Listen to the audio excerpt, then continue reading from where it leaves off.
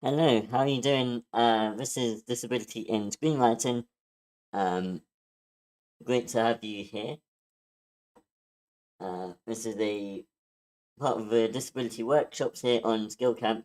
This is our screenwriting one on ScriptCamp. And yeah, like I say, it's good to have you.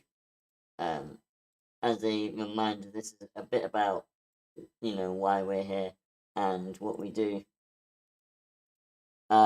We welcome all people, whether you have a disability or not, and we want to help you write better disabled characters. Um, like I say, this is a disability in screenwriting, so we have an emphasis on the screenwriting, so we will read screenplays and scripts, um, and it's every other Saturday at the same time, 8 a.m. Pacific, 11 a.m. Eastern, 4 p.m. British time. Um, and we'll look at your characters in your story. If there are any disabled people who want to share an experience relevant to a disabled character, then you're more than welcome to share that to try and make that character a bit more realistic or a bit more 3D, as I always say. Um, we might be creating characters from prompts, a bit like the picture prompt that we have here on the server, and reviewing disabled characters in existing TV and film, and occasionally perform sensitivity readings. Um, Now, there's a reason that these two workshops exist, and that is because disabilities are among the most misrepresented and misunderstood minorities in the media, which time and time again have led to discrimination and really harmful stereotypes. Um, and so we want to help combat that, and I can give you so many examples where the media has literally harmed disabled people in real life for whatever reason in whatever way. Um, it's important to remember that people of any age, gender, religion, race, or socioeconomic background can be disabled. I think I can't remember if it was last week or the week before. Someone said, you know, Hollywood taught me that black disabled people don't exist. Um, and that's a good point. I can't think of a single black disabled person in the media. I'm trying to think if I can think of even one. I literally cannot think of one. Hopefully I am wrong, and there's at least one disabled person somewhere. Um, yeah. Um, of course, this is a safe space, and so we want to make sure that everyone is respected, and that means that we won't tolerate insults. All questions are welcome. It can be a bit difficult for us to, sort of say which questions are and aren't allowed because sometimes, it can get very personal with questions, and some people might take offense. I think the way that we, as the moderators, will, you know, judge whether a question is useful is by what the intent behind it is and the the context and that sort of thing and how it's asked. We'll look at all of those things when when saying if that's how we'll decide if a question is inappropriate or not, basically. But yeah, we welcome questions that's how, because that's how people learn. Um, if you want your script read, you must be given helpful feedback, um, either in the workshop or on the server as a whole. Again, that's sort of difficult for us to moderate, and so the general rule is sort of um, the three leaders here are all on the um, we're all moderators, and so we see people who aren't contributing to the server. We point it out to each other, so we have a good idea of who's helping each other and who isn't. And so do be trying to give helpful feedback. If you're new to giving feedback, of course, you're not going to be excellent at it. But as long as you're, genuinely trying, um, then yeah, you are welcome to ask for feedback from other people. And again, remembering that we are all here to learn and improve. So being patient with each other and again being respectful. Now, for the purposes of this workshop, there are 5 types of disabilities. I know that in America, generally they only say that it's physically disabled people who are disabled. That's not true here. There are 5 types, as you see here: physical, intellectual, hidden disabilities, mental health, and sensory. And basically, that is meant to be all encompassing. Covering every type of possible disability. And again, even if you're not disabled, you are more than welcome here. Sorry, Joel, are you presenting something? Because I'm not, like, where do I go to see it? Sorry, don't mean to Yeah, so interrupt, but you're in the Disability Workshop voice channel. yeah. Yeah, so there should be a button that says Watch Stream. Oh, okay, there we go. Alright, Okay, oopsie. sorry about that. No Yeah. worries. As I was saying earlier, we are part of 2 workshops, which again alternate between our 2 servers, ScriptCamp and WordCamp.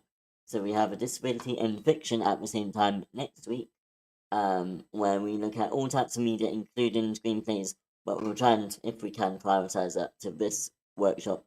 Disability in fiction sort of prioritizes novels, but we might also look at comics, or any type of fiction media that contains disability. So yeah, this is disability in screenwriting. If anyone has anything they want looked at, feel free to send it in disability chat. Not disability, yeah, disability chat. Okay. And likewise, if you have any questions, I've got a question already. Uh, I had a question, or um, sorry, I didn't have my hand up though. This That's is right. new. I'll look at Jason's first, that he's posted here, and then we'll come back to you. Jason said, I had one question. I was curious about your thoughts on where disability versus differently abled. I have a friend with a uh, degenerative disorder who really dislikes the word differently abled. He thinks the term is a bit infantilizing because he is disabled. His medical condition makes his life more difficult, and he feels the term does not acknowledge that. Anyone with any thoughts on that Hmm. before I answer? I, Give my thoughts. well, the thoughts I have on it, I think it may depend on what the person's situation is. Like when I think about differently abled people, I think of people like Temple Grandin, like who's very famous autistic person, and I kind of hesitate to think like she's wired differently, than other people, and but she's like a genius inventor, and so when I think of differently abled, and the way she, like, I've heard some of her TED talks, and she talks about having different wiring in her brain, and I think in that sense, like it's helpful to not always think of everything, as a disability, because like in cases of autism, it actually opens doors for people.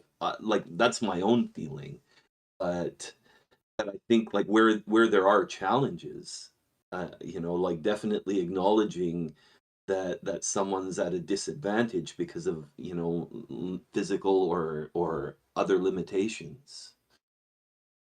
So it's not easy, you know. Does that make sense? Or Yeah, so I guess obviously everyone is different, and so different people will have different different opinions, and yeah, everyone's disability is different as well. Even 2 people with the same disability will experience that very, very differently. So I think that's something important to remember as well. But yeah, as you say, I think differently abled has different connotations of different disabilities. Um, so I think, as you sort of touched on, if you say differently abled, you may not think of someone who's paralyzed, for example. I think some people might like the term differently abled. I know the one that most people use is disabled. And I guess, I don't know. I was going to say disability is an umbrella term, but I'm not sure it is. But yeah, I personally would use disabled. Um, and I know that most people would too.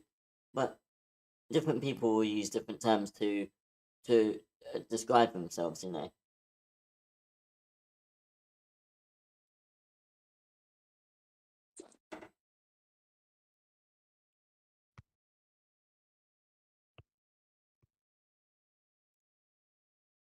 Does anyone else have any thoughts about that?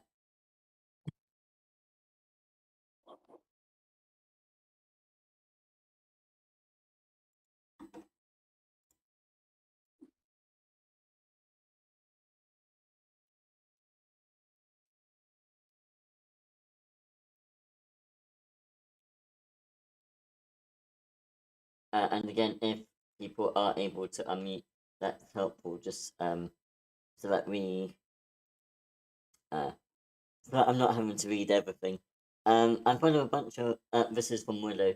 I follow a bunch of disabled content creators on YouTube. Haven't found a single one who likes the term. Yeah, so I think the people who like the term differently abled are in the minority there. Um, and weirdly, it seems to me that it's only able-bodied people who like the term differently abled, and I'm not sure why. But yeah, I saw a petition recently on the government website here in the UK that said change all government language that says disabled to uh, differently able. It wasn't differently abled. It was something else. It was something even worse. Something I've never heard of before. Um, I'm trying to remember what it was. I can't think what it was now. But there was a petition, and it probably was a. I don't know who it was, but I would imagine it was a able-bodied person. And yeah, it seems like for whatever reason, the term disabled really offends white middle-aged women. Um, but yeah, some people, yeah, different people use different terms. That's what I'm trying to say. I'm trying to keep it non-biased. I'm not sure if you can tell. Um, um, yeah. Any other thoughts on that before we move on to new?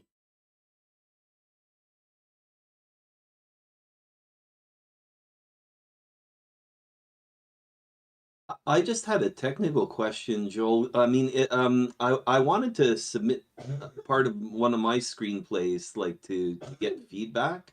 Um, so do I just post the PDF to the chat, or?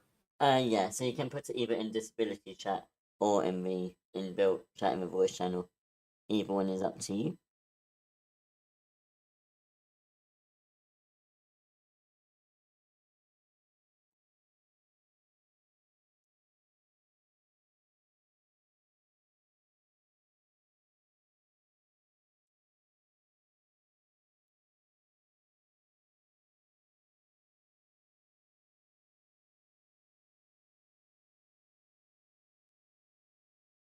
Just let us know when you've posted it.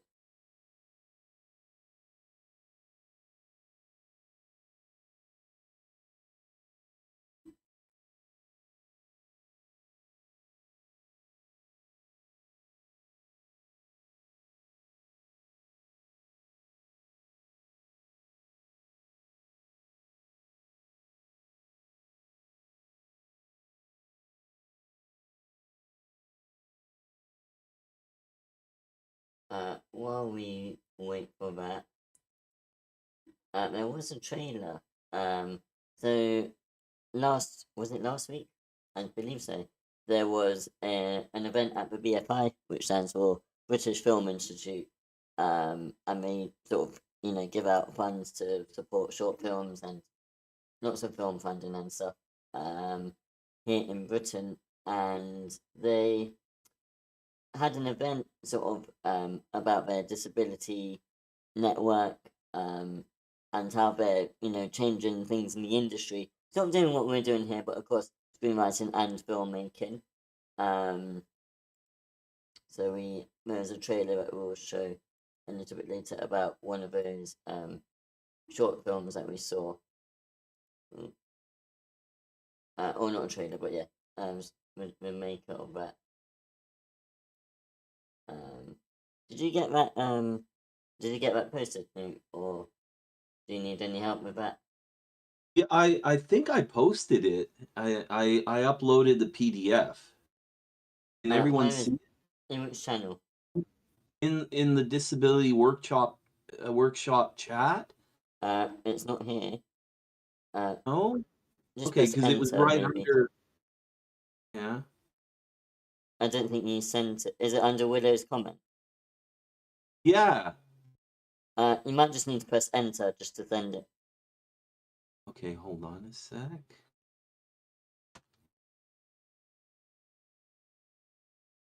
There we go. Ah, Now we got it. okay. Cool. Thanks. Sorry about that. That's all right. No worries. Right.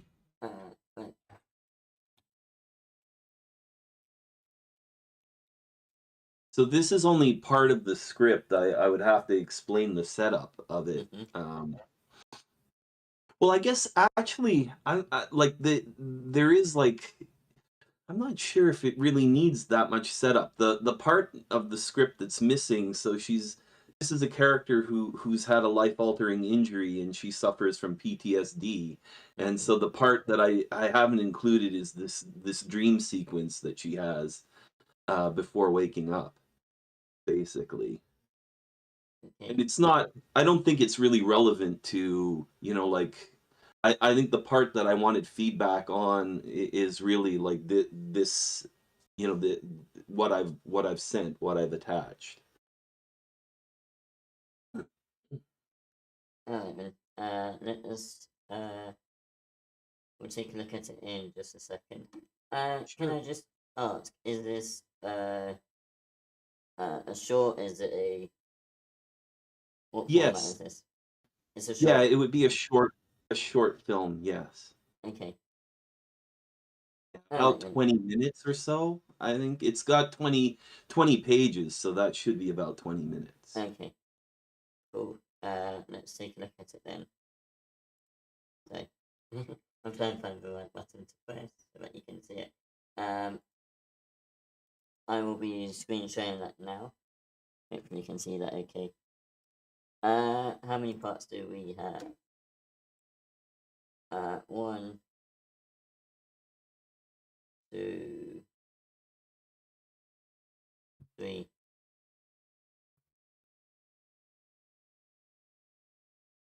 And looks like we just have 3. Alright, and direction. So, anyone want to read just on me and I will give you a part?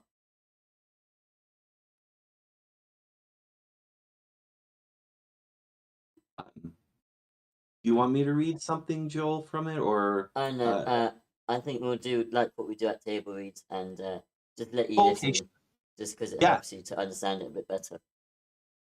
What do you need to be read? It's on the stream. It's a bit like table reads. We'll just get No, some parts. I opened up the PDF. I mean, which part do you mean? Any of them. You can choose whichever you want. I will give you Susan Storm. Okay. Willow, would you like a part? Sure. I will give you Eshtana then.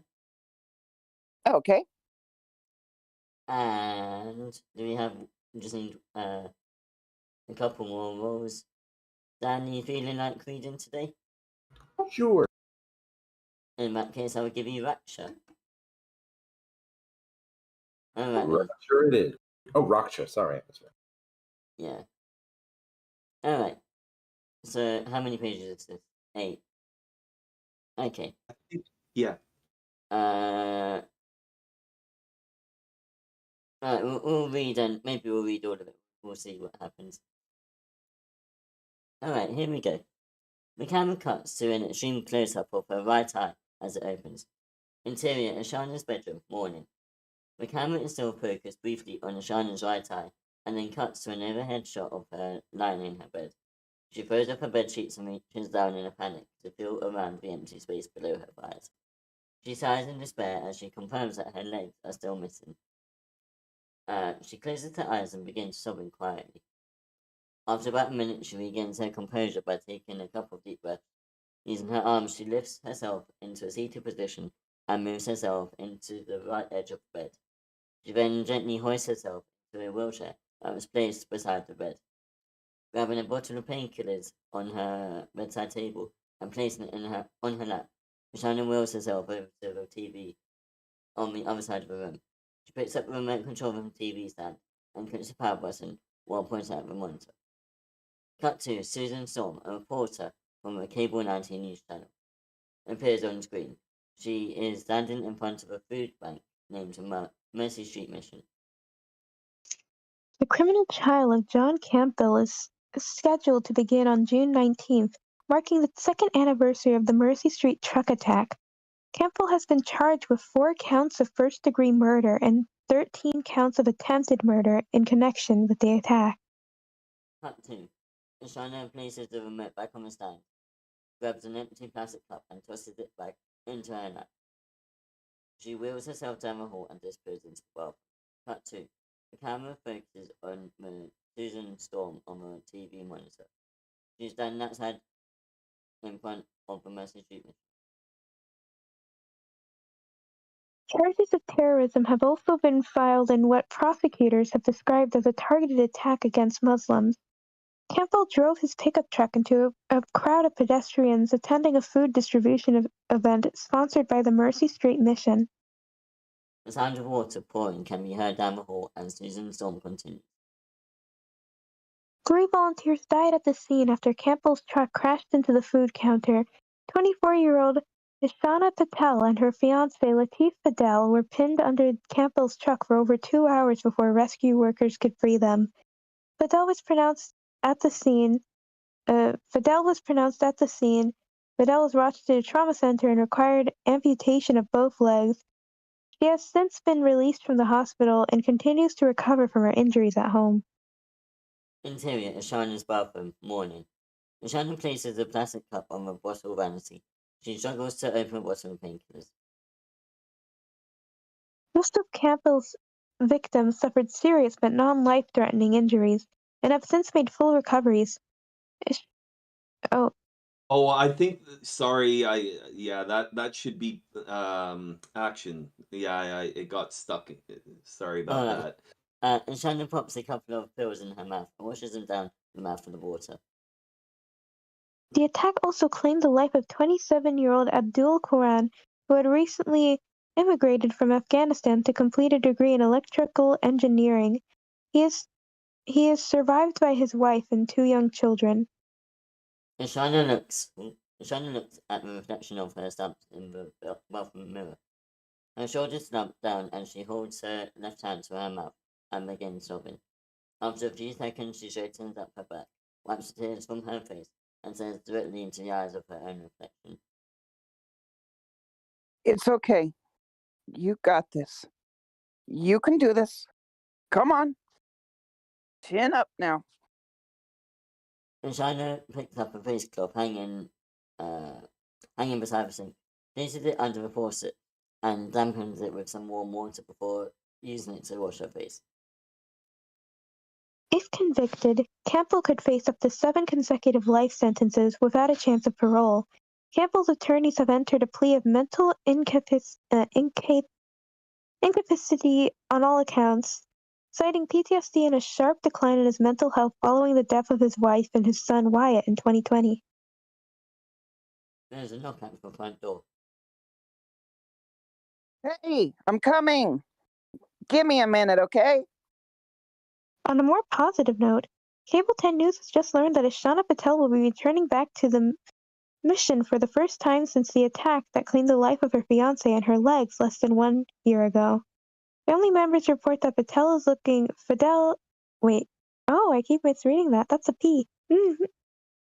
Patel is looking forward to getting back to work and will be answering questions following a brief statement this afternoon. Cut 2. Interior Ashana's hallway, morning. Ashana wheels herself out into the hallway, and towards the front door. She latches a lock on the front door. It's open. Okay. Ashana wheels herself into the living room as the front door opens. Interior Ashana's living room, morning. Ashana's mum, Rashka, enters the living room. She is carrying coffee and danishes in a bag. Ashana is sitting by the living room window in her wheelchair. Hey, love, are you ready to go? Deshauna, not yet. Just got up. I think that's Ashana's Yeah, sorry again. When I transferred it over, that Thought should it be a was all separate dialogue. That's Ashana. Sorry. Okay. Not yet. I just got up. I still need to get dressed. Ashana wheels herself into the living room as the front door opens. Interior Ashana's living room, morning. Ashana's mum, Rashka, enters the living room. She is carrying coffee and danishes in a oh, that's been duplicated. Okay. Did I double that? Yeah. Oh, sorry about that. So go from Rashka. I got us some coffee. Got us some coffee and pastries for breakfast. Got your favorites. Rashka shakes the bag as she is talking. She pulls out a Danish, wraps it in a napkin and places it on a small coffee table next to Ashana's wheelchair, along with a cup of coffee. This Thanks, is Mom. Oh, so how are you feeling? Okay, I guess. The usual aches and pains. My new normal, I suppose. Rashka And this is places her cups of coffee on the table and sits down on the couch facing her daughter. She places another Danish out of the bag and takes a small bite. You nervous? Yeah. I still don't know why you can't take it easy, especially now. You're barely out of the hospital and you're already going back to that place. It isn't a crime to stay home and let your body heal you. I know you're worried, but I'm okay. Really. I can handle this. It's something I need to do.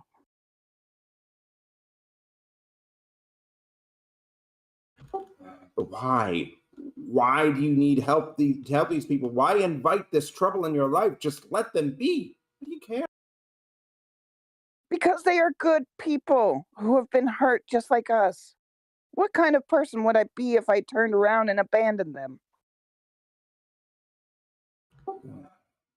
But don't you have enough on your plate to worry about? Let someone else take care of it. Why does it have to be you?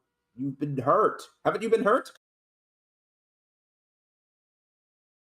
You have no idea how much it hurts. Every moment I stay here in this house is a reminder of everything I lost, and it terrifies me to go back out there. I don't know if I'm ever going to feel safe again.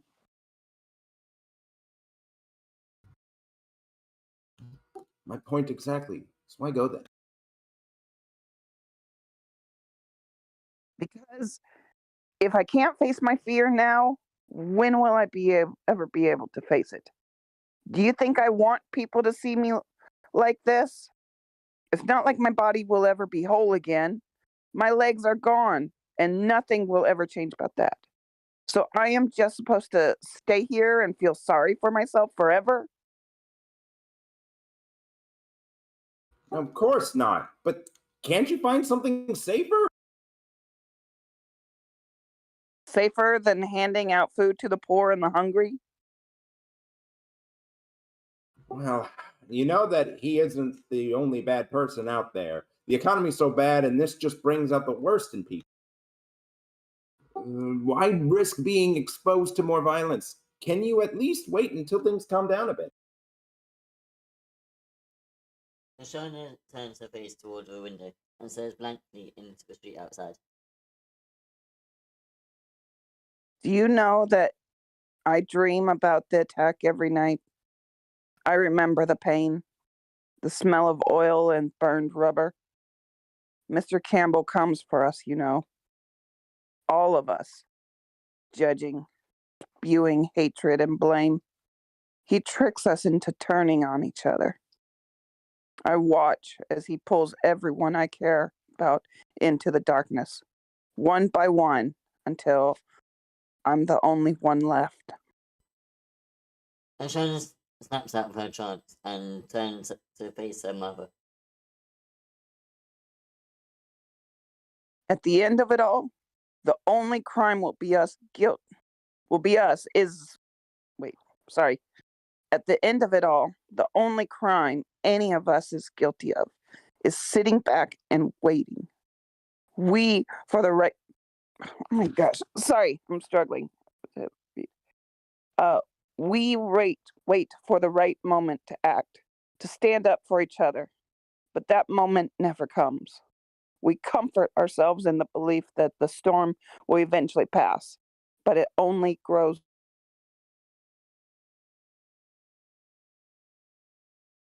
With every kind of act, we withhold from each other until one day the morning sky breaks and we wake up to a world we don't even recognize.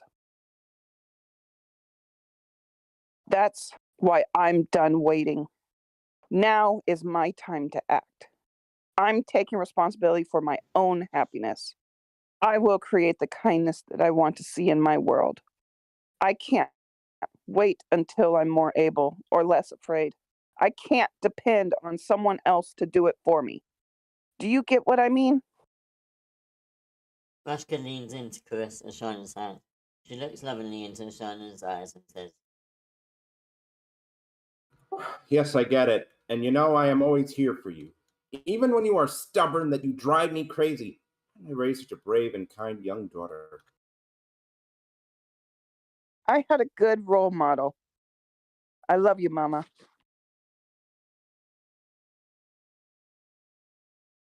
Ashana smiles as she turns to face the window again. The camera fades to white. I love you too. Fade out. Thanks for sharing, Luke. Yeah, that was good. Let's get some feedback.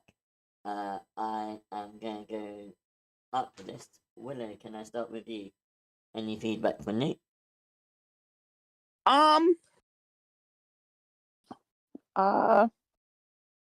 Sure. So I liked it. I like the premise of it, and it is absolutely fascinating. And oh, I'm sorry, just trying to get my words together. I think the one part that I had issue with is the beginning, that it's very expositional. We hear a lot from the newscaster, and I think it was okay until you went into specifics about Ashana and the newscaster talking specifically about Ashana. So I think cut that down to one little thing, and it can feel very uh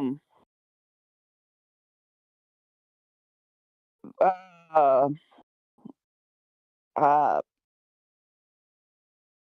don't know what the word is. It's kind of interesting that this is the only thing we see on TV. That if Ashana is watching TV, she just happened to turn it on at this exact moment that this exact thing is going on, but she doesn't pay attention to the rest of the news, or she isn't flipping channels to watch something else. It's just happens to be on. So it feels a bit unnatural.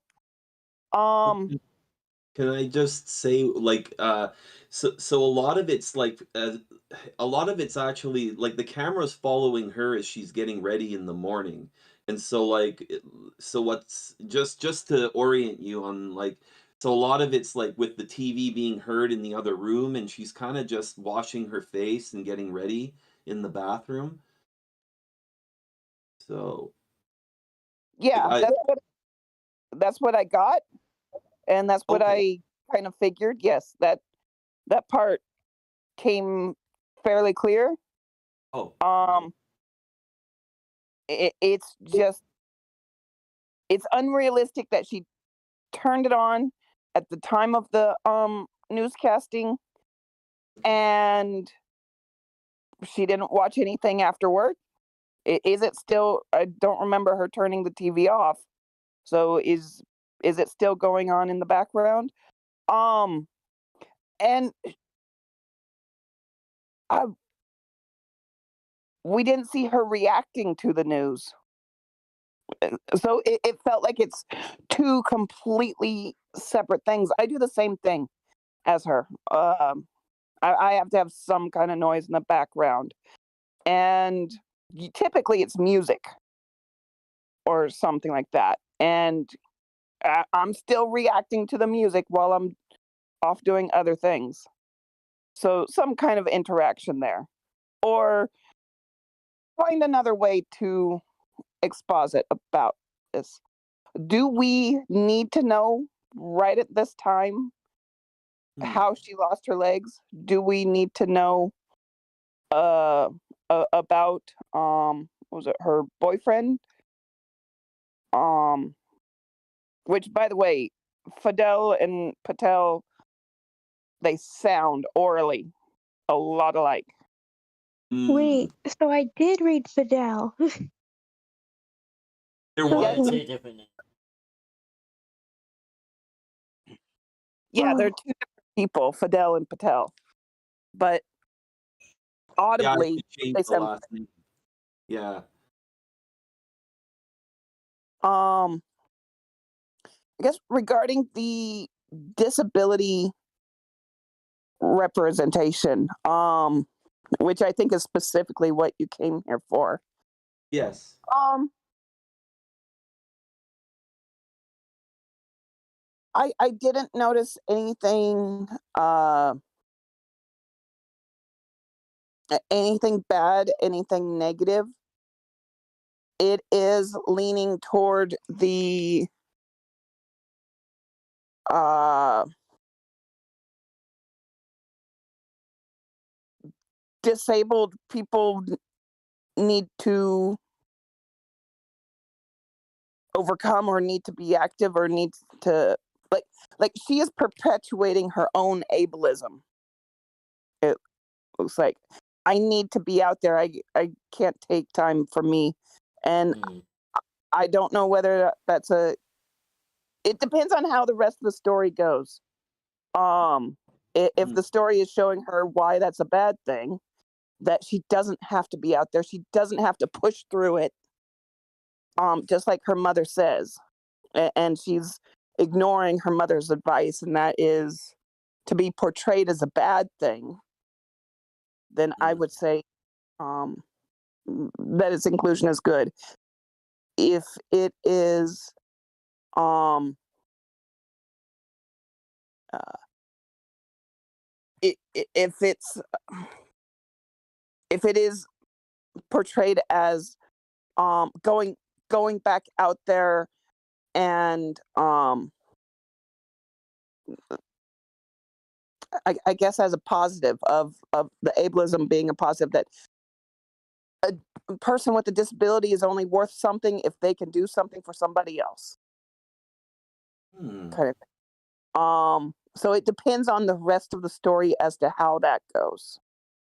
But I love the story. I enjoy the characters, and I'd love to see more.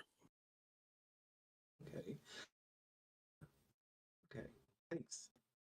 Thank you, Willow. Yeah, anyone else got some comments, particularly focused mm, on representation and disability? Me. Yeah, go ahead, Lasagna. Okay. So for me, there was one comment that struck. Okay, wait, I gotta preface this by saying I really enjoyed the character, and I like that her PTSD isn't all about just having a disability. It's about the man who hurt her. In any case, I thought that one comment struck me as weird, and it is like something relating to what Willow said in the internalized ableism, in which she's commenting about how she'll never be whole again, and it's just sort of like, it struck me as odd. It struck me as, is Shauna like having this moment where she's just like, this disability is going to ruin my life sort of deal. And so it feels kind of like, is this a mindset she's going to overcome? Is what I'm like looking forward to, just a mindset where she just accepts how she is now sort of deal, and it's just sort of like okay with it instead of just pushing back against it and being like and like crying over it at every term. It's anyway, I know like she's got PTSD though, so it's like I understand the pushback against it. So I'm not too hung up on that sort of part because it's like this is a traumatic thing that happened to her. This happened to her in a horrible way. The disability itself is not a horrible thing though. It's Yeah, just how it happened and why it happened. That is the horrible part to me. that's There's the also this one part. Huh? that was my intention, was it's the how and the why it happened that's the horrible thing. And the intention is for her to go back, like to not withdraw from society is really like the idea, because you know the tendency when bad things happen is people have a tendency of withdrawing, and it's this particular screenplay is about people coming together and not going off and dividing into, you know, like separate camps. You know, like when, because like one of the things that people tend to do when they get afraid, they hide from each other. And so this is what her desire to go out is to just be you know, like be a part of her society. It's not really you know, so much to overcome the disability. I don't know if that makes sense, but it's really so that like she doesn't let her fear of being, you know, like she's been horribly injured, and there's this there's this big push to just, you know, stay withdrawn, and that's kind of what I was reaching for. Does that make more Mhm. sense? I think it makes sense. And there's also this part that I found a little odd, which is her speech at the end. I Hmm. don't think anyone would have a very succinct, like detailed, prepared speech for their situation like that unless they wrote it down, um, or something. Yeah, So that that struck me as a little like out of unnatural. place. Yeah, unnatural. Um, but other than that, I do really like your story. I guess how many pages is the short going to be? So it's about 20 pages in total. Okay. Then I was wondering if maybe to show it more that she has to overcome her fear of going out. We should show her fear of going out instead of her immediately making the decision, I have to get back out there, you know? Uh, This I'm isn't just the wondering. beginning of the like. This is going by This is page the end. numbers. Yeah, Yeah, this but like is. the beginning is just a dream sequence, right? Hmm. Well, the beginning of this isn't the beginning of the script. The beginning Yeah, of this is I halfway mean, like, through. yeah, I know the beginning of the script itself is a dream sequence, and this is like immediately after it, right? Yeah. So yeah, I guess I was wondering if you could push her realization that she needs to go out um, a bit later, but I guess this is already like, Sorry oh, about that. Hold on. Let me that's just. okay. I'm getting a spam robocaller. Oh, Lordy. Oh, wait a minute. This is like page 19. You're almost done. Yeah, that's what I Yeah, was thinking. that's the end of the script. That's why it's really her reaction to. So the dream sequence Okay, kind of so sets everything up. majority of the script is a dream sequence. Yes. All right, Okay, I can so see we that don't see working. any other character growth after this. Which is sort Yeah, of the... that's the end of the. Yeah, it's basically it's showing her resolve to not. It's actually what I'm trying to portray in this is her resolve to not let what happened stop her from living her life. That's really what the intention of this sequence is that she's resolved to live her life. It's not like I find, yeah, it's interesting that it looks like she's trying to push through. But yeah, it wasn't really so much a question of overcoming the disability as in my mind it was like that she doesn't want to stop being, the person she is, or like she isn't gonna let her fear control her, because like really what this screenplay is all about is, are you gonna let yourself be controlled by fear, or are you going to let compassion lead the decisions that you make moving forward.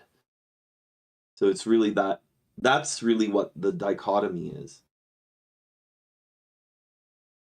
And I guess especially at the end, I do find if this is like after her realization, then I do find that I'm never going to be whole again comment to be a little off Yeah, strong. base. Okay. Yeah, no, I think that okay, yeah. And I hope that in her dream she takes control of her dream or something, because then that'll really show that, yeah, her mindset is changing. She's taking control of the situation. Maybe she punches the guy in the face in her dream. I don't know. Not quite. But yeah. But yeah, that's my feedback. Your script, good. Good job.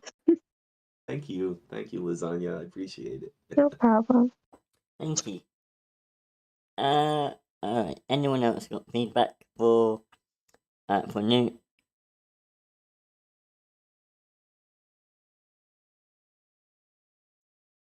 Does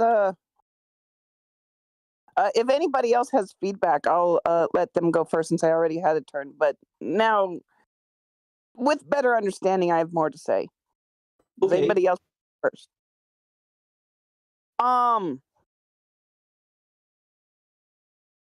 right. So now understanding that this is the end of it, I understand where you're going and what you're trying to accomplish. I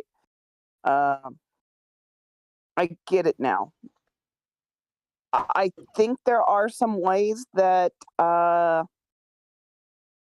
you could do it to make this work, because I like the theme of it, the encouragingness, the getting back out there. I like that part. But I think what we need to see in the meantime are two things. I need to see why, like maybe she tries to go out, but there's a problem. There's she wants to go. She wants to push herself to get out, but she can't enough to fit. She's not strong enough to move her own wheelchair or something, and she can't get over the lip, or she gets stuck on the sidewalk or something. And so Wow. I want to see, like, I'd like to see some kind of how she struggles to get out and how something might be holding her back, or the reason why she would prefer to stay in this safe place. And I'd kind of prefer, rather than, well, I'm just going to go back to the place I was and serve It's like a food like bank. the food bank, Yeah. like the food bank, and serve to the poor. Rather than that being her end goal, or no, let me hold it back. That is her end goal. That is what she wants, or that is what she needs. Mm. But she can't quite get there. And so I'd like to see her pushing herself beyond her comfort zone, taking steps to get to that dream. That like perhaps the first time she tries, she goes out and she realizes someone's staring at her, and she goes back to her house and hides. Mm. And another time she tries to go out and there's someone staring at her, and she hears snickering but behind her. Could it be about her? Could it not be? And she gets stuck on the door jamb, and hears the snickering and runs and hides again. Something, I don't know, perhaps something like that, where we see what she is struggling against, and we see her taking steps to overcome those issues, to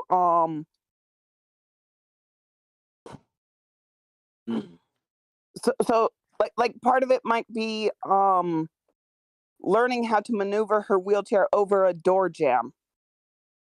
Actually, it's funny you mentioned that, because that was one of my questions I wanted to ask to the group, because in my mind, I wanted to set her in a place that wasn't actually, because this is something that recently happened, right? Like, she's back home after being in the hospital, right? And like, she's not necessarily in a place that's been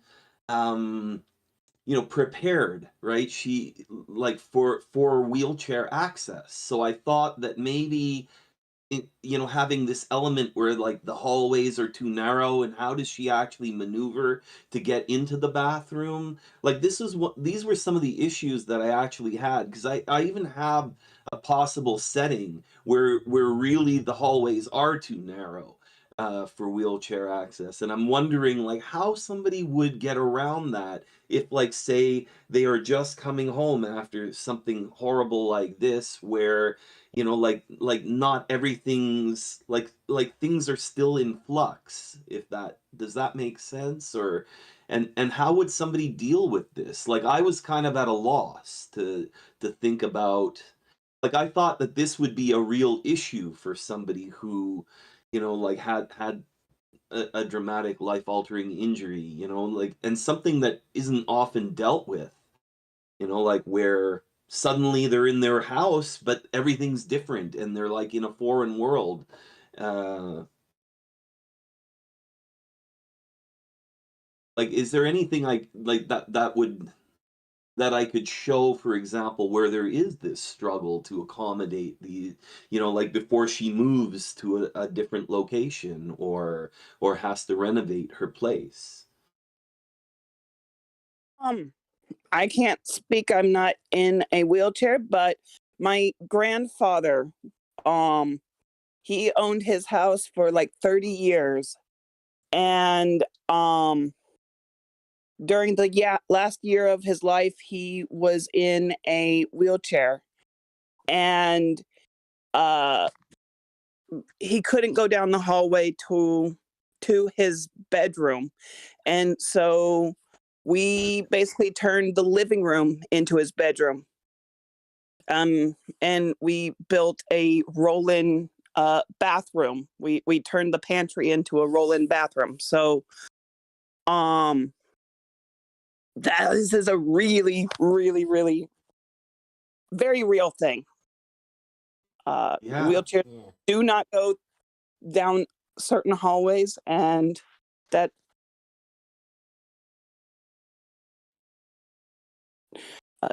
doesn't change. Others may have more comment than me because I've never personally done it, but we did experience it with my grandfather, and he never went to his bedroom again. Yeah. He had to live in the living room.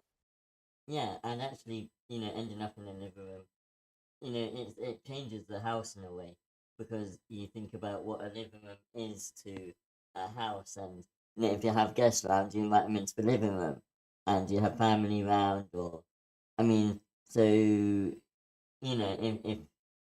if just little things like at Christmas, you'd gather the whole family into the living room with a Christmas tree and all the presents, and you can't do that anymore because that's now someone's bedroom. So, there's a lot of different implications. So, you can think about, okay, so the living room becomes a bedroom, but then what are the implications of that? And so, you can't do it so much in a short, but in other media as well, you can really show the effects of each effect, and how one change, i.e. becoming a wheelchair user, will affect lots of different things, the living room and the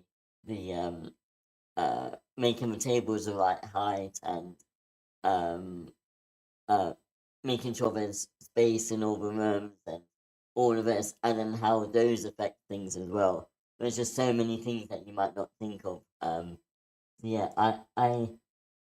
it might be interesting just so that, again, I'm not sure how much you could go into it for a short, per se, but, something that I might recommend to other people is, okay, if you're writing a character, imagine that you have the same condition as them, and what changes would you have to make in your house in order to, and that just helps you to think about your character's perspective a bit more.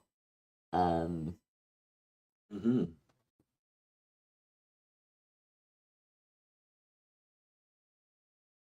Yeah.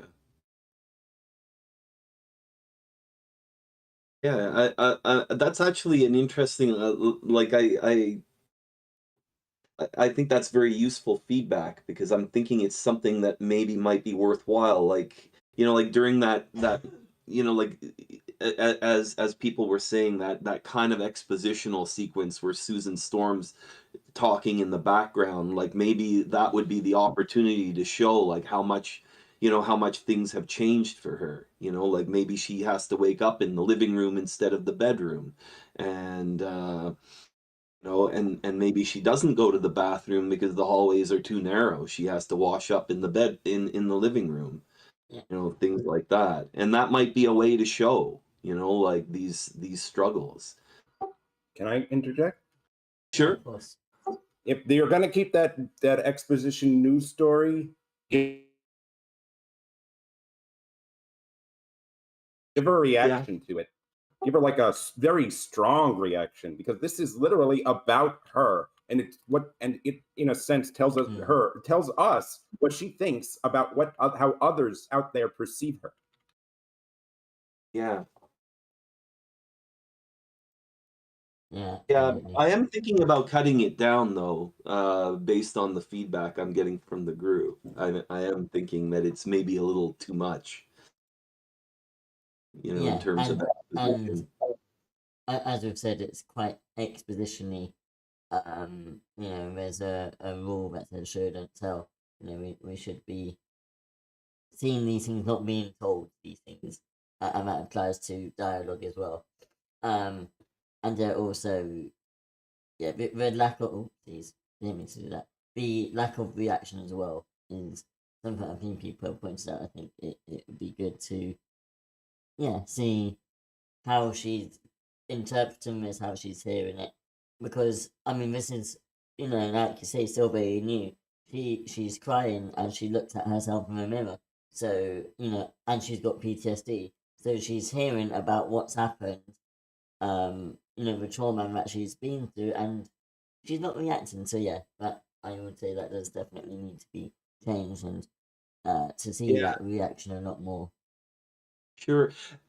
tying that in, I think Lasagna had a comment about her sobbing and some of these yeah, like maybe replacing some of that I've written, you know, like with reactions to what she's hearing. I think that what Lasagna mentioned, and you can chime in, Lasagna, and you know, like when she's waking up and is sobbing as she wakes up. I'm just wondering what might be more realistic in that scenario, because basically what, like, in my mind, she's you know, this is something that again has newly happened, and I was thinking that maybe she has phantom limb sensation, and she's not, like, even when she wakes up, it's kind of like rediscovering that she's lost her legs. In That's what I was thinking, at least, but maybe that's not realistic, and I'm just wondering how, you know, like how somebody, you know, in that situation might, like, what would be more realistic. It makes sense. It's just that you told me that she came to like this strong resolve once she woke up, so I didn't imagine her like crying, I guess. Um, Hmm. it was just sort of like if she's made up her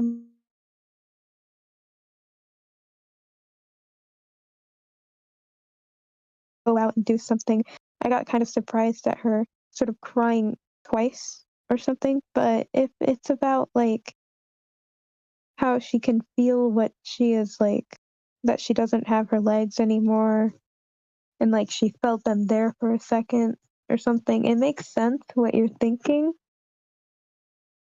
It's just that I didn't realize, like, I guess I didn't really understand why for a minute there. Okay, but it makes, like, I don't want to portray her as like being overly weepy or anything either. Like it's just that, you know, like in, you know, again, like in my mind, it's almost like when she wakes up from the dream, she's in this kind of no man's land, and is just, it's like a rediscovery of the, or yeah, you know, it's part of the Yeah, trauma that it makes she's, sense. yeah.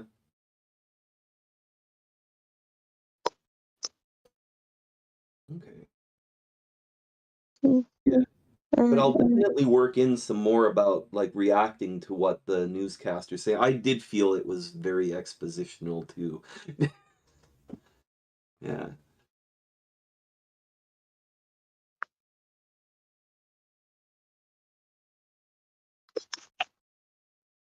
Alright, thank you. William asks, is it strange that she is living alone at the stage of her recovery? Would Motherly Rashka be staying there too?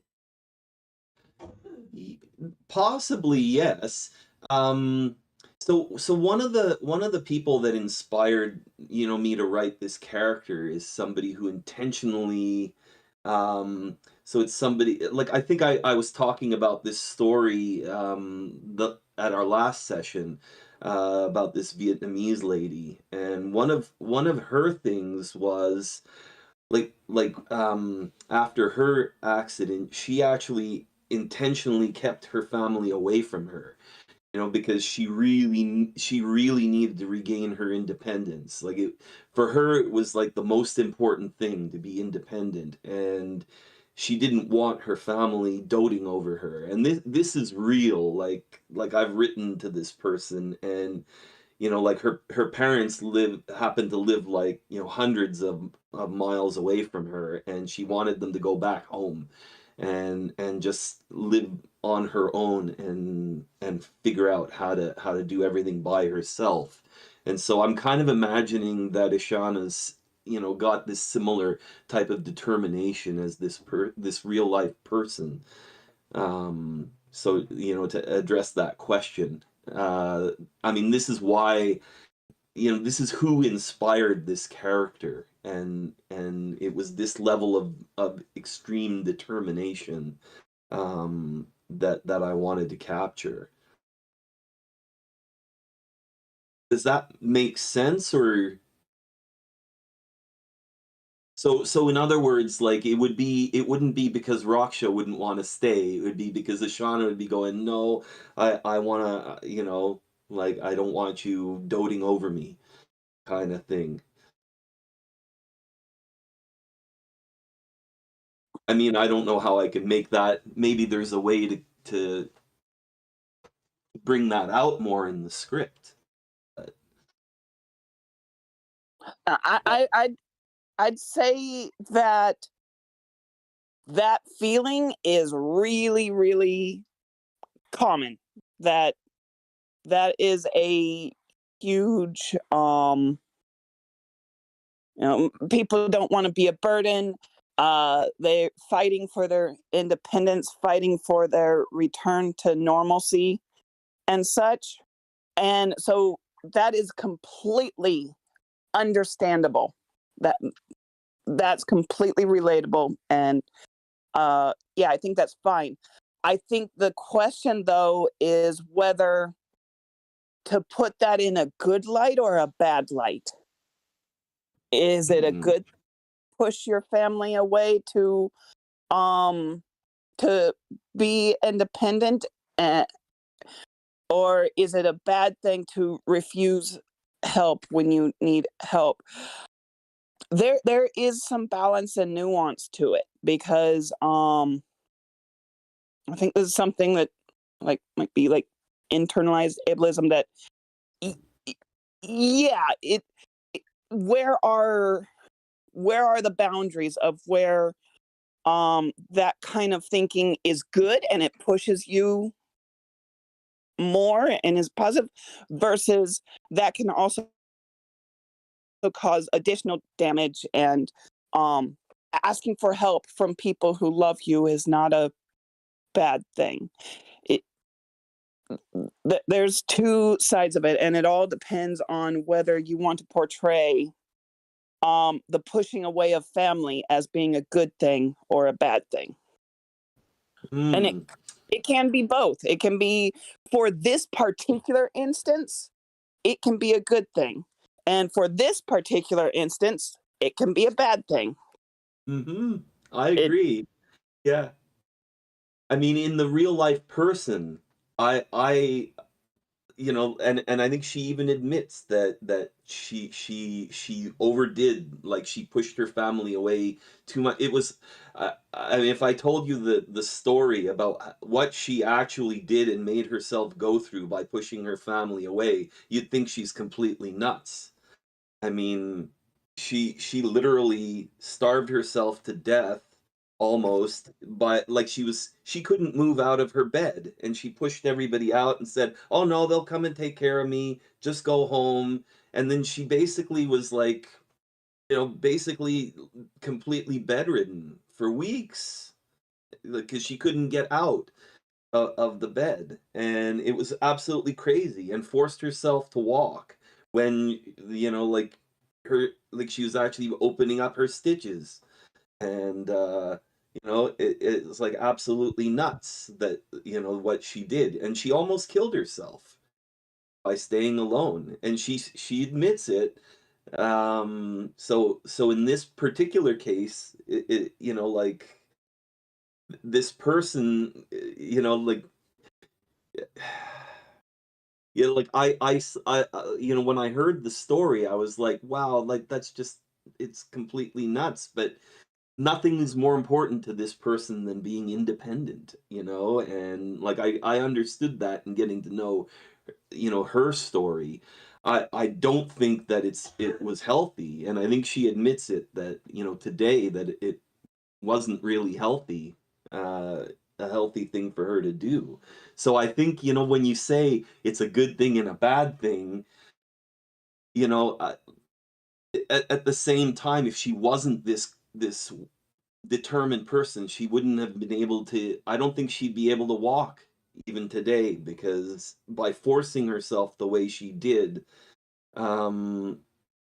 like the doctors were saying, like, your spine is too damaged, you're not going to be able to walk again. And but she did it. She through this force of will. So who's to say, like even like I can't I can't tell, like, whether like even now it's very ambiguous.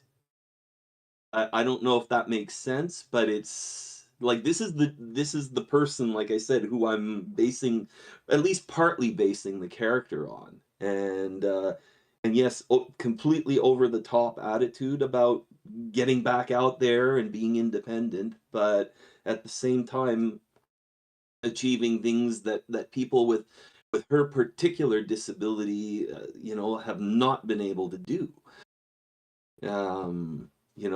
Just through that sheer force of will, or at least not many have been able to do. And I So, don't like ambiguity. I just kind of want to see it written that it written, is ambiguous, that some of her decisions and some of her pushing is good, and some of the things that she does is bad. I want to see the ambiguity on the page. on the page, yeah. That That that's the I want to see it on the page. that makes sense. Yeah, thanks, Willow. That is really great feedback. Yeah. Okay. Alright, thank you, Willie. I think that's it for feedback. Unless anyone else has any comments.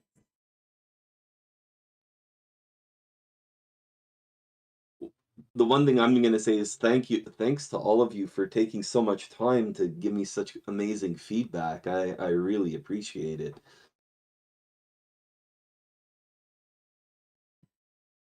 Alright. Thanks for bringing it. Yeah, does anyone else have any questions? We'll open the floor back up to questions and any scripts.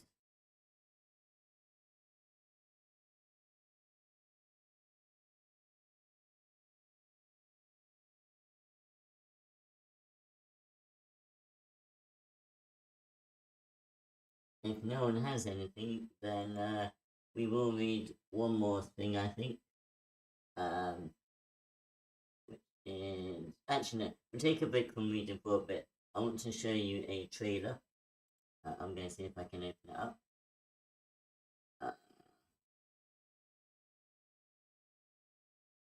Give me a second. This is a bit of a. It's not really a trailer. It's a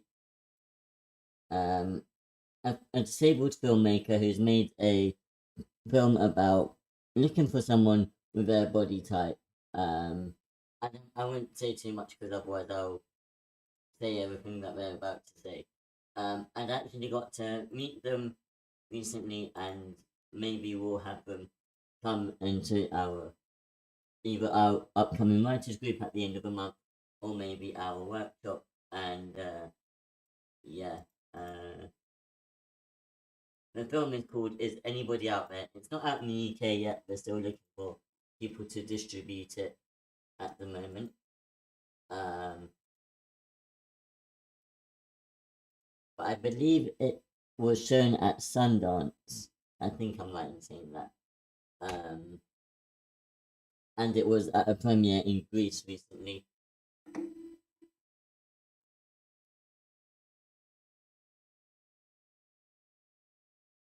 I'm just trying to open it up for you now.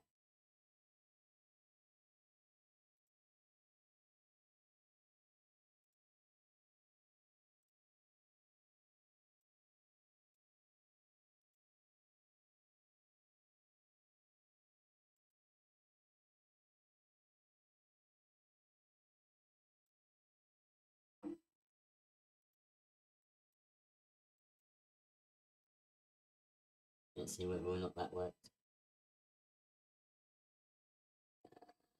It did for a change. There we go.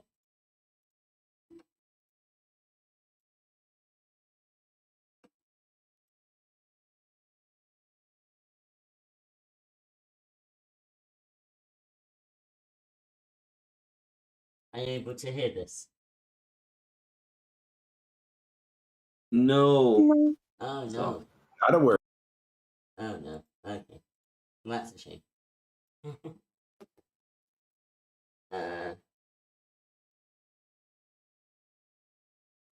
Alright. How can I share this? Well, actually, I know. I'll use Discord's new activity feature. I think that will work. On Zoom, there's like a share with sound button. I don't know how Discord works though. Yeah, Discord doesn't have that, unfortunately.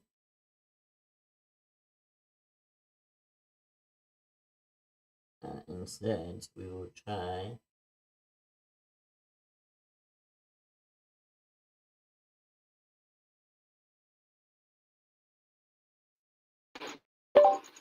No. No. Oh, So- no. Not aware. Oh, I've got a bit of an echo. Hi, Cyberprude, so nice to have you here. I think I saw you on the YouTube earlier. How can I share this? Are you there, Cyberpeter? Use Discord's new activity feature. Well, are you watching the stream? Can you pause it, please? On Zoom, there's like a share with sound button. I don't know how Discord works though. Yeah, Discord Could you I'm not sure pause the the, stream? here we go. Thank We had you. someone Them- trying to watch. That was someone watching the stream. Yeah. Yeah.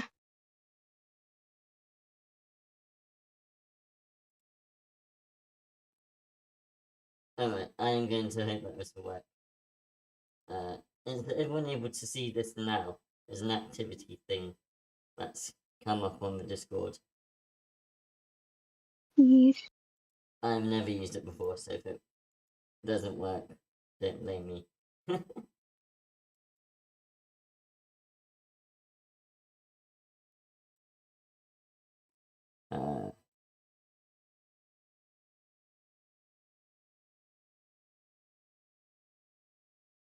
So if you come out of the stream, there's like a watch together thing. It's not on my device. Oh. Oh no. I will just sit here. Oh no. Okay. In that case, I won't play it this week. I will play it next time. Because I don't think it's going to come out well on YouTube either. So I'll leave that for another time. Yeah, if you leave the activity and I'll share my screen again. Yeah, I should have looked into how to actually sort that out before I tried to do it. In that case, yeah, let's read some. There was a script we were going to read a couple of weeks ago, I think. Oh no, it was last week. It's called Pure. So I'm going to open it up, and we'll read. I think it's just 3 pages of that one. And again, I will ask for volunteers.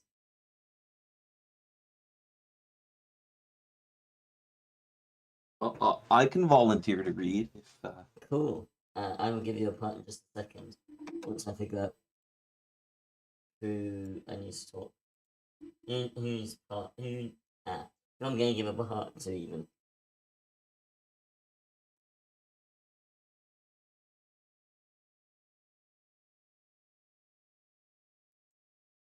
I don't know what happened.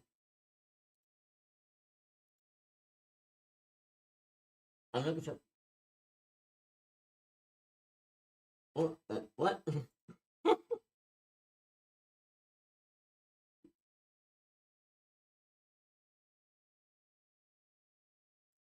Okay.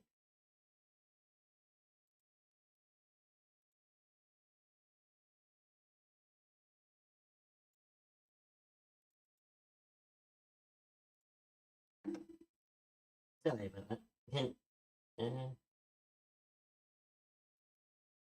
you hear me? There we go. Sorry, I'm not sure why everyone got me to push to talk. Hopefully you're all able to speak again now. Yeah, sorry. Right. Let's try and read Pure. And I was going to try and find which pages to read.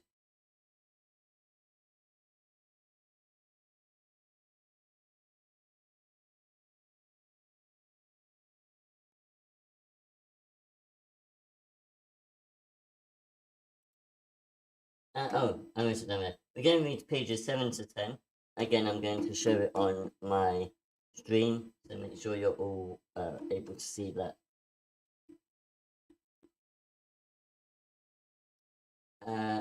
And it looks like we have Charlie, Hannah, Cal, and a friend. We have a lot of parts actually.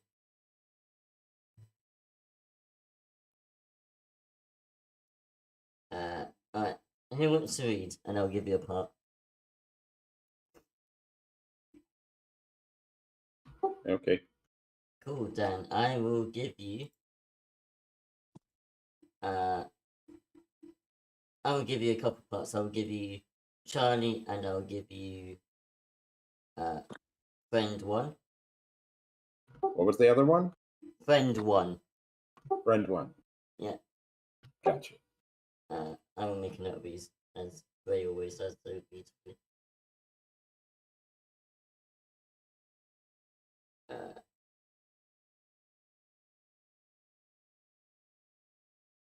Charlie and friend 1. Who else would like to read?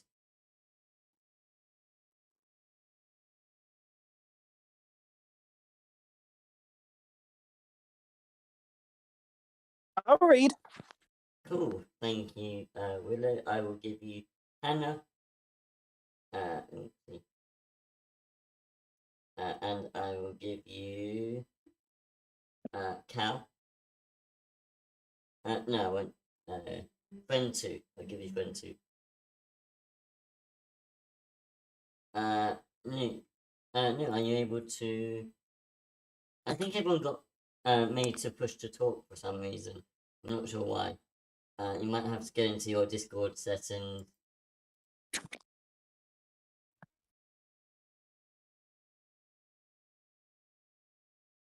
So if you're there, try getting into Discord settings, video and voice, and then change it to voice activity.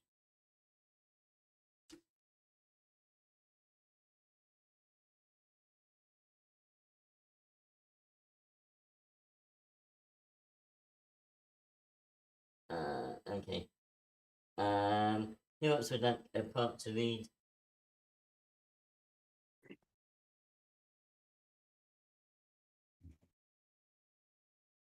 Iniska, are you free to read? Sure, I'll read. I'll try. Cool. Thank you. I will give you Cal. Iniska.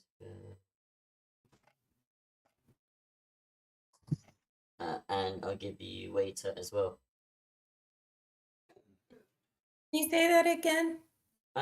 Cal and Waiter. Cal and the waiter. Yeah. Are you going? Are you gonna have the file on the screen or? Yeah, it'll be on the screen. Okay. I'll show it there any second now. And Can everyone hear me? yes, we can hear you. Welcome back, Nick. Yeah, I found it. Thanks. Cool. Yeah, I'm not sure why that suddenly happened, but there we go. Would you like to read, Nick? Yes. In that case, do you have any parts left? Oh, yes, we do. Would you like to narrate, redirection, or do you want a part? I can narrate. Sure. Sure. I will give you that then.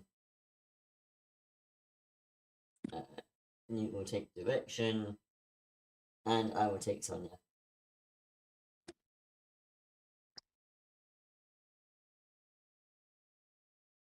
Oh, but then let's get started then. Going up to page 7. We're going to kick off on page 7 and read just a few pages just to finish us off today. We'll start from interior bar on the screen now. whenever you're ready. Okay, interior bar, night.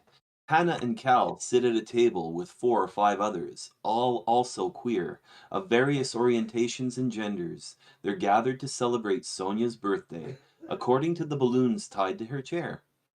Hannah has a glass of red wine, Cal a cocktail. One friend, Charlie, points a beer at Hannah, opining. But why are there 2 maids of honor? Like, just fucking choose one. Well, it's me and her best friend. I think she thought it would hurt your feelings. It hurts my feelings that she is asking me to do it. I hate all this wedding shit. How long has your sister even been dating this guy? 18 months. Getting straight married in Palm feels homophobic.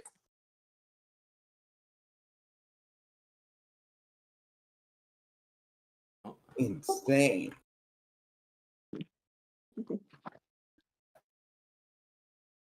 Seriously, that's ours.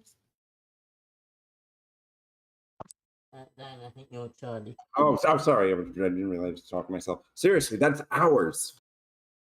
Straight people are just Everyone is always shitting on lesbians. How many Love to guys get been married. together way longer? For 4 years. Yeah. Oh, that's probably. I probably want to have kids. Where are we now? Sorry. Oh, yeah, okay, I see. Friend 2. Get on that biological race to nowhere.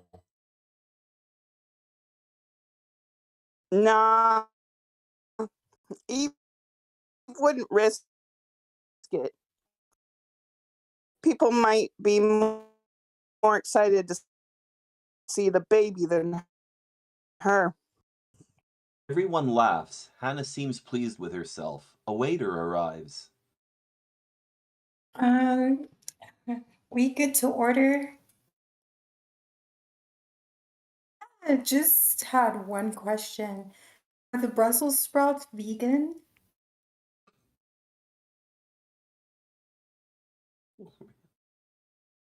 Oh, I'm sorry. That's me again. I'm sorry. I'm spacing. They've got Worcestershire. They've got Worcestershire sauce. So I guess no. No. Well, what about the harvest salad? Could that be made vegan? Sure. Al looks to Hannah, who nods slightly in confirmation. She's good. Thick.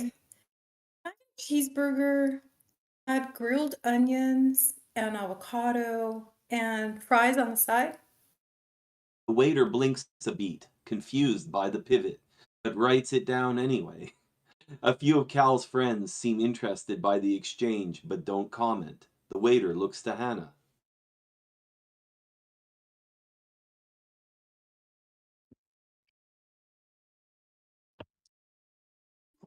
I'll do the harvest salad. Vegan. Please, no feta or chicken. And dressing on the side? Cal smiles encouragingly, and we understand that she was asking the questions for Hannah's benefit. It's both kind and infantilizing. Time cut. Later in the meal, everyone is on their second or third drink. Hannah's picking at her salad, listening to the others talk. She inspects each bite of food before putting it in her mouth. Cal talks around a huge mouthful of burger. You have Tyler Larkin in pre-cal, right? Regrettably, yes. He didn't turn in his Hemingway essay, and when I asked why, he said he's got too much dread to take on Hemingway. Everyone laughs.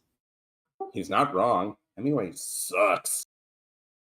Hannah is carefully picking out pieces of kale that look bad to her, piling them on the side of her plate, inspects another forkful, and her face tightens with anxiety. She puts the fork down, pushes the salad away from her.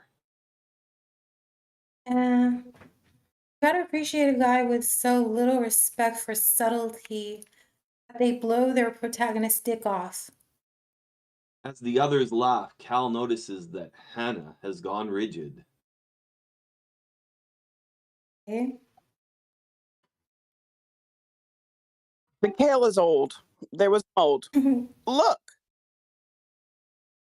Cal grimaces, soothing. It's okay. You don't have to eat it. Despite their low tones, the others have stopped talking, are looking at Hannah's tense posture. Cal nods to her, encouraging.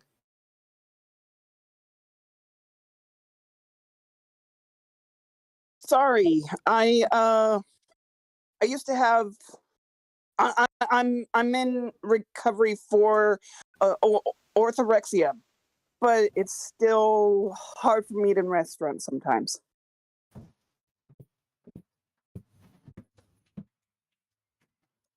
My cousin had that. Fucking brutal. Never doing better. Hannah smiles a little, grateful. A big step for her to share this publicly. Alright, and we'll stop there. Thank you very much, everyone. Huh. Remember, I had to read the script that Nacho had to. I swear, for one, I forget what group, and I think my feedback is the same. It's telling us too much. The action is telling us too much, but this is a big step. You should show it being a big step instead of having the narration tell us it, you know? I think the narration is telling us a little too much unfilmable. Good point. Instead of saying they're all queer, that just, I don't know, it just feels like a waste of white space.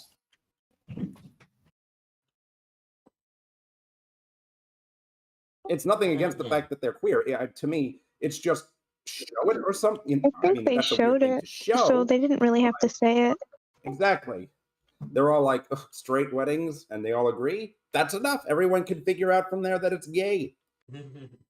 Yeah. Or queer, or not straight, whatever the terminology is.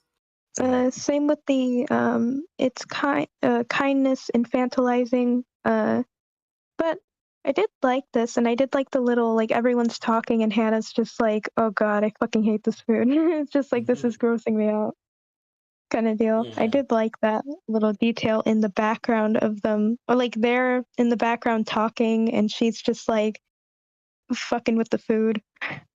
I relate. Yeah, I was going to ask about this bit in particular, that line.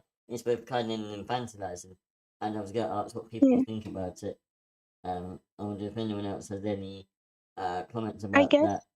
it is sort of infantilizing to be like, it's okay, babe, it's okay, and like rubbing her back or like doing all this stuff that's just like soothing for her. It's just sort of like, it doesn't feel like Cal is treating her like an adult, but it would also be kind of shitty if Cal was just like, just eat your food or something. So it's like a weird balance that you have to take when you are trying to like soothe people or trying to like encourage them to eat food or something. Because it's like, you kind of are acting like their parent when you do stuff like this, no matter what you do. It's sort of like, you just, there's no winning. There's nothing you can really do.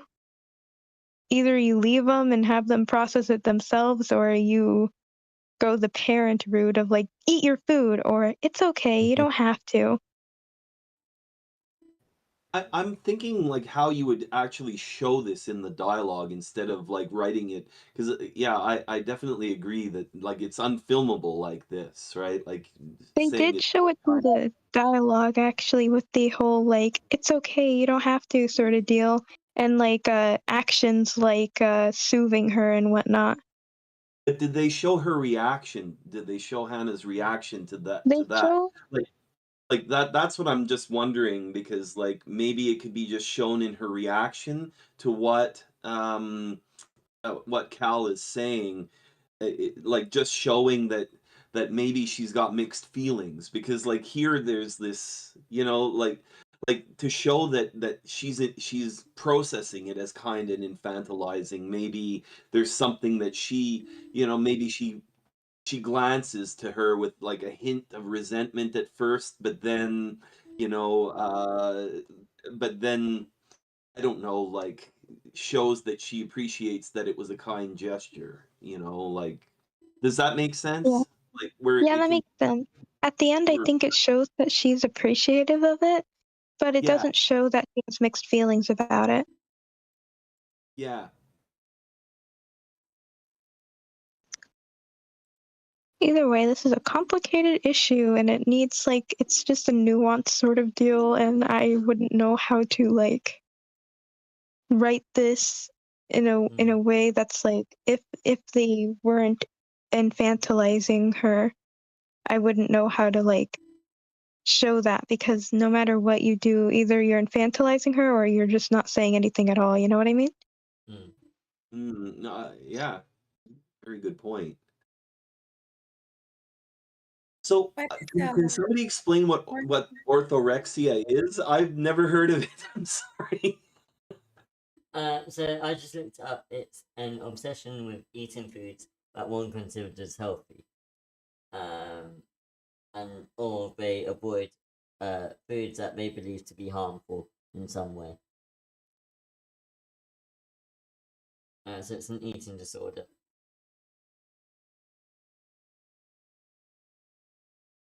Isn't that very accurate to the way people with different conditions are treated? Yeah, Infantilized. it is. Oh yes, absolutely. Yeah, I find this very, Lasagna was saying, very nuanced. I really like this. I think the writing is really good. And I really enjoyed all of the little details that the writer in here. It's the way, this the different people are reacting to Hannah speaks to her condition previously and her coming up out of it. So it's it makes sense. Yeah, I mean, it does. yeah, I like this. It's really. Thank you. I want to read it from the beginning again. I don't know. It's the beginning. I'm not It's really good It's at. near the beginning. It's we read pages Could 7 to you 10. did you send it I in can the send chat? it now. Yeah, it's Yeah, I I might don't want to read know this how you myself. guys do this. Managing to. It's really hard for me to keep up with to process what's going on in scripts, and you guys are really good at tracking. So when I'm listening to you guys give the feedback, I'm just like, oh, you guys are like deep, more quick maybe at processing. I have to reread things a lot, which is why I've been in the same book for like 2 months now. I've had to go back. It's really frustrating. I get that. Yeah, it happens. The only reason why I was able to keep up is through listening and also reading at the same time. I have to do both. Who wrote But this? Yeah, I feel like, to be honest, without when I'm not Catherine reading something. with people, I never actually read. Like Table reads, and this are pretty much the only times I actually read scripts. So I know what you mean there. To a little bit of it, to some extent. Who wrote these pages? This is, I believe, from a blacklist. Oh, So what's the name of the author? Catherine Scatina. I probably probably pronounced that wrong. I think this is 2021. The Weird. Blacklist then, or it might be 2020. Yes. Oh no, apparently it's 2022. But yeah.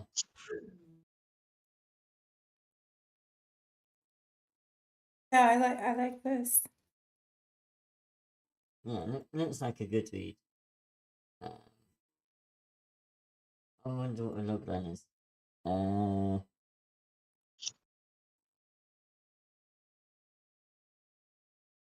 I can't see what the logline is now. But yeah. I think we're going to finish up soon. So yeah, I think we'll open back up to any last things anyone wants to say. You're more than welcome to. I guess. I want to go back and read the first part of Pure that we read, because I got so, like, once the waiter came and Hannah actually was interacting with the food, that's where my interest peaked, and I thought that was decently well written. Before that, and all the conversation and people talking at the same time, and I was completely confused. Yeah. Yeah, that also was really awkward, right? It'd be very good if it were filmed, because, like, yeah, people talk at the same time, shit happens. That's how conversation works. Like, they talk like they were actual people. It's just that in a script, it's sort of disorienting, I think. Yeah. I agree. It is Yeah. disorienting, but I did get it. I'm looking at them going, they must be talking on top of each other. Oh, that's obvious. It just reads awkward. Yeah. Yeah, it does. I'll tell you what, why don't we've got 14-ish minutes I left. agree with Awkward reading. What else? Oh, I agree with Lasagna about how this is the way people really talk, so when you have to, I think, be able to see how it plays out with actors, But I also agree with Dan about these over explaining things when it's obvious, and I see that so much in scripts, and it kind of messes up the read for me. yeah. And the thing about normal talking in scripts, though, is that you're not supposed to. Whenever you try and write something that sounds like a person having a real conversation, or you're not supposed to, because people say things like do repeat themselves, but you're not supposed to do that in a script, for instance. I think talking over each other in a script is fine, because when it's like acted out, it's just sort of like, it doesn't take away, it doesn't go like, hey, you shouldn't make them talk all realistic like that. It's just sort of like, it's added depth to me, so I don't really mind it, and I prefer like picturing the finished product in my head, I guess. Mm-hmm. Instead of like just being like I'm reading words on a screen. I enjoy like actually picturing how it would look like in motion, and like with audio and all that stuff. In any case, the thing, yeah, about the back to the point of like over explaining, it would have really helped if like we didn't do that, because I want to see how we would feel about the infantilization if we weren't told it was infantilization. I would really like to see that, but sadly we were told. Yep. And yeah, I want to see how complicated everything would get, and if everyone would be like, what's that? What was that? Did we all feel weird about that? Was it just me? But no, we had to be told, and I'm just kind of upset about it now.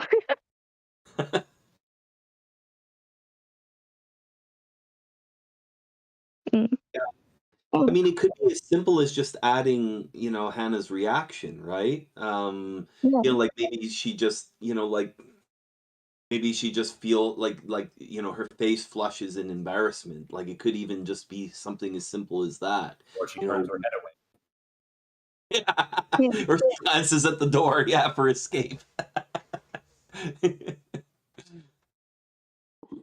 Yeah, that would have been like something. Just don't tell us this. This is infantilizing writing. I'm feeling infantilized by this script.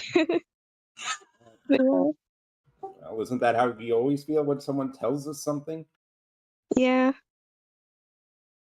But yeah, I don't know. It was just a little disappointing, but I'm not like too angry, I guess. I'm not angry, I'm just disappointed. But yeah, in all, the script was really good. I enjoyed it, to be honest. Like the telling a little much, but the rest of it and all the details it incorporated, I really enjoyed. And yeah, infantilizing is a nuance, everyone. It all depends on like how you do it. I will add this much detail. They could have cut back on a friend or two.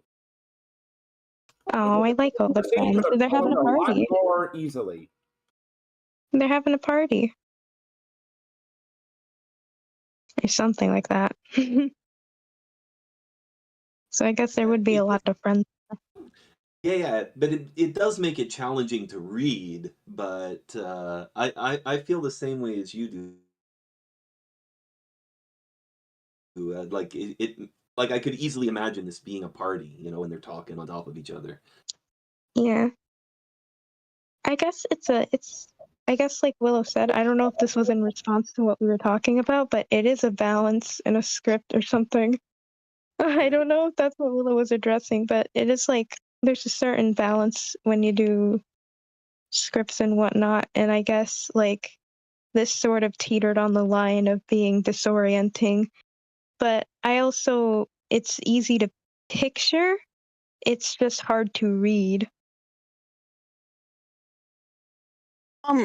Yeah, the balance was in regards to Dan talking about normal dialogue, and I bet that this this section, the scene, would sound great if we all rehearsed it and came back later and practiced it. But as a blind reading, it's really, really difficult and confusing. Yeah.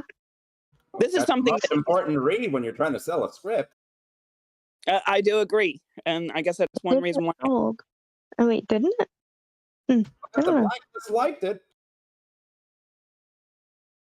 Yeah. I think it's a good script. I'm definitely gonna read this on my own.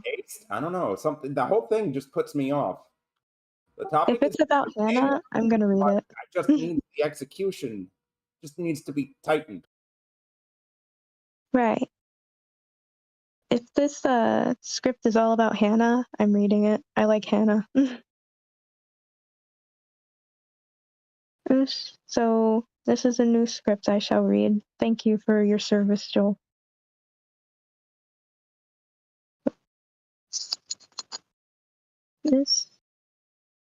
That's all I gotta say about the script. Good script. Something's kind of weird. Everyone's on mute. I'm scared. Goodbye.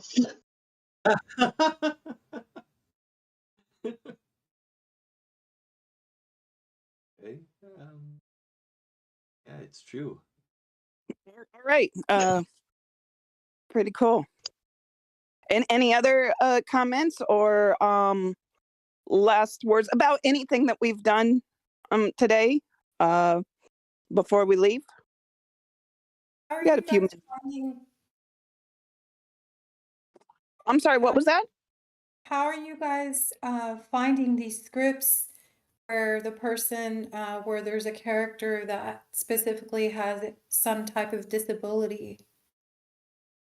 I honestly don't know. This particular script was recommended by Nacho. Oh, I see. Okay, that makes sense. I think actually this was sorry. This is why I have an alternate account. Sometimes I have need of it. It's Joel here using a different account.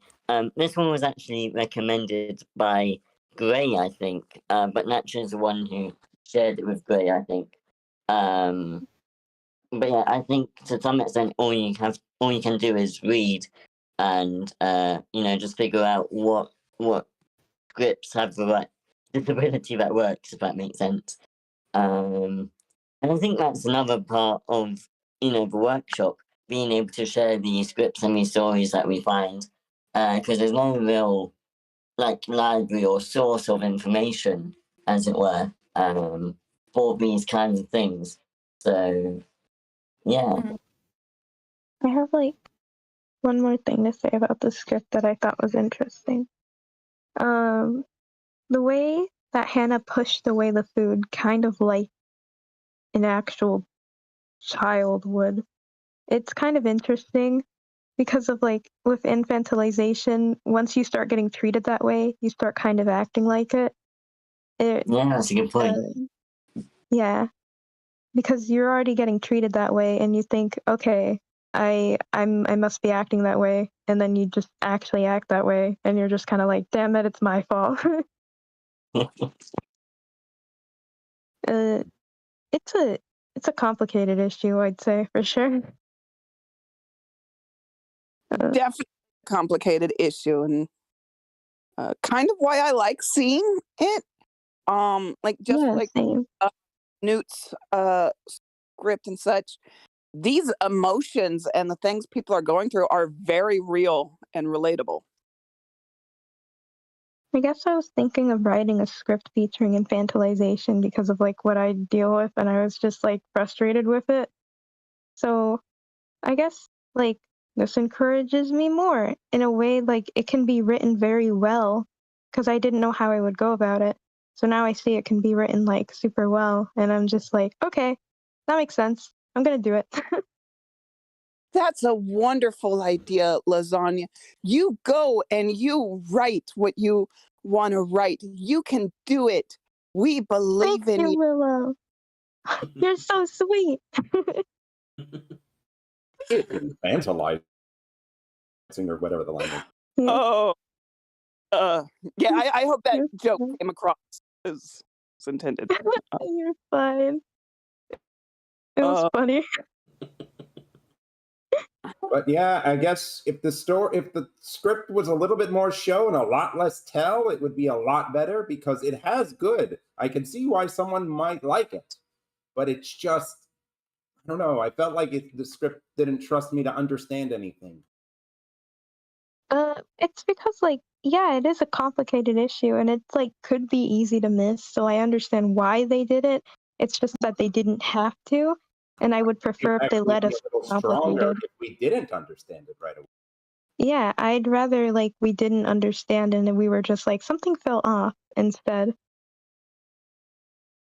I'd rather that be the case, but I understand why they decided to go through with that because it is an issue that's easy to miss instead of being something that's clear, you know? Yes. I agree with you guys on that. I'd rather have a mystery or be what does that mean, rather than being spoon-fed. That's it. I have to go. Thanks, guys. Hey, thanks, Dan. All right, Thank bye. you, Dan. Bye.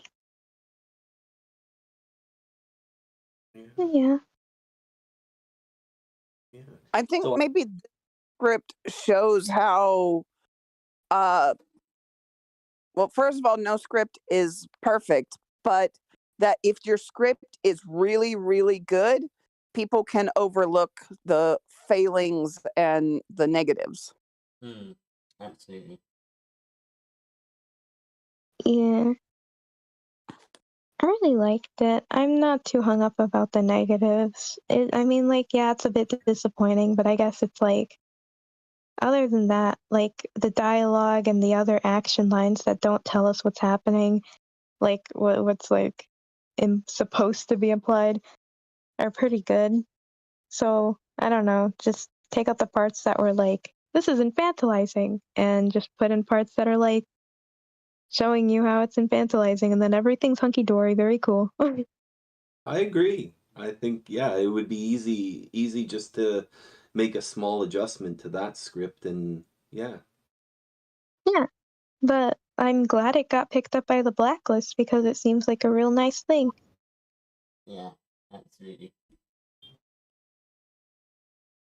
It very nuanced issues going on here, and I'm gonna do my best to write about them one day. I enjoyed myself today. Thank you very much. Yeah, that's good. I'm very glad about that. I think we're going to wrap it up here. But yeah, thanks for coming, everyone. Don't forget that next week, once again, we will be meeting to for a similar thing where we discuss fiction. So at next week's session on WordCamp, we will be talking all things media, so not just screenplays. I think we'll be looking at Willow's comic next week, which I'm super excited for. And lots of different things.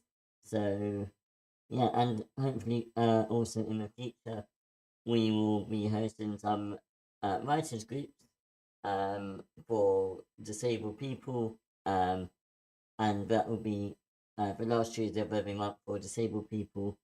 We'll remind you about that closer to the time. But yeah, thanks very, very much for coming, guys, and yeah, let me get you the link for the disability in fiction there. And yeah, just hit the interested button, so then you will get notified when we start next week. And yeah, if there are any questions during the week about anything disability related, you can ask in disability chat. Is it disability chat? Yeah, I always forget what it's called. So yeah, and between me and Willow, you'll always get someone to reply to you.